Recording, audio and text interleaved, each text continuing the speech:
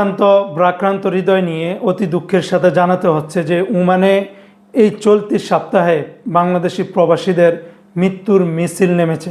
জি হ্যাঁ বন্ধুরা, অবিশ্বাস্য হলেও সত্যি, শুধুমাত্র আমরা অফিসিয়াল গণমাধ্যমগুলোর মাধ্যমেই আমাদের কাছে ইতিমধ্যে 6 জনের রেকর্ড রয়েছে। এই চলতি সপ্তাহে সবাই সড়ক দুর্ঘটনা, গাড়ি অ্যাক্সিডেন্টের এই দুনিয়ার মায়া ত্যাগ করে চলে গিয়েছেন। বন্ধুরা, আমার স্ক্রিনের ভিতরে আপনারা যেই ওমান প্রবাসী ভাইদের ছবিগুলো দেখতেছেন, ইতিমধ্যে তাদের ব্যাপারে আমার পেজে আলাদা আলাদা করে পোস্ট আকারে বিস্তারিত তথ্য সহকারে দিয়েছি। আমরা আজকে এই প্রবাসী ভাইদের ভিডিওটির শুরুতেই সকলে একবার হলেও তাদের জন্য দোয়া করব। আল্লাহ পাক যেন তাদের জীবনের সকল গুনাহগুলিকে মাফ করে দিয়ে তাদেরকে জান্নাতের উঁচু থেকে উঁচু মাকাম যেন দান করেন। এটা আমরা একজন মুসলিম প্রবাসী ভাই হিসাবে, একজন বাংলাদেশি প্রবাসী ভাই হিসাবে তাদের জন্য সর্বপ্রথম এই দোয়াটা করি।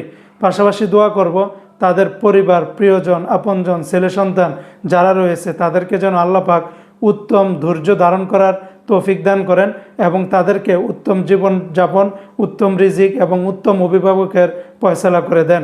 বন্ধুরা, আমার স্ক্রিনের ভিতরে ইতিমধ্যে আপনারা মোহাম্মদ মহিউদ্দিন এবং পাশাপাশি চাঁদপুরের ফরিদগঞ্জের মোহাম্মদ আমিনুল ইসলামের খবর আপনারা নিশ্চয়ই দেখেছেন। তাদের সবারই ফ্যামিলি রয়েছে, ছেলে সন্তান রয়েছে, সেটা আর নাই বা বললাম, কারণ ইতিমধ্যে আগের পোস্টগুলোতে আপনারা দেখতে পেরেছেন আমার ফেসগুলোতে। কিন্তু গতকালকে অর্থাৎ 13ই মে 2026 সাল রোজ বুধবারে একই পরিবারের 4 জন সদয় ভাই একই পরিবারের একই গাড়ির ভিতরে, যেটা পুলিশের প্রাথমিক তদন্ত অনুযায়ী যেটা বলতেছে যে গাড়ির ভিতরে এক ধরনের গ্যাস বা এক ধরনের সমস্যার কারণে সংগঠিত হয়ে তারা সবাই সেখানে মারা গিয়েছে। তো আসলে এই যে বিষয়গুলো আমাদের ওমান প্রবাসীদের যেভাবে মৃত্যুর মিছিল নেমেছে গত এক সপ্তাহে, যেটা আমরা দেখেছি, যেগুলা আমরা খবর অফিসিয়ালিভাবে পেয়েছি সেগুলো আপনাদেরকে জানিয়েছি। কিন্তু হয়তোবা বিতর্কতভাবে না জানি, আল্লাহ পাক না করুক, আরও কত প্রবাসী এরকম দুনিয়ার মায়া ত্যাগ করে চলে গেছেন সেটা হয়তোবা আমরা জানিও না। তাই আমাদের সবারই একটি অনুরোধ থাকবে, যে যেখানেই থাকেন না কেন অবশ্যই যার যার জায়গা থেকে সেফভাবে থাকবেন, সঠিকভাবে সতর্কভাবে চলাফেরা করার চেষ্টা করবেন। যারা বিশেষ করে গাড়ি ব্যবহার করেন এই গরমের সিজনে, গাড়ি ব্যবহার করার পূর্বে, গাড়ি স্টার্ট দেওয়ার পূর্বে সব কিছু চেকচাক করে নেবেন। অত্যন্ত রোদ্রে এবং তাপের ভিতরে